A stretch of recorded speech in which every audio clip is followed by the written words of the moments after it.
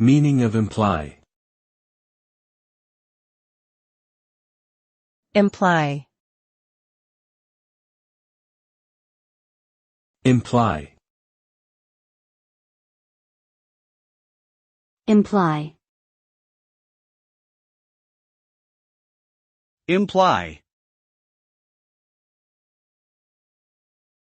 The verb imply means to suggest or indicate something without explicitly stating it.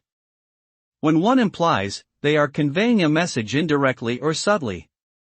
This can be done through actions, tone of voice, or words that have a hidden meaning. The result of implying is that the listener or reader must use their own judgment and interpretation to understand the intended message. Implying can either be intentional or unintentional, and it often requires some level of context to fully comprehend. As such, it is important to be mindful of the potential for miscommunication when implying something.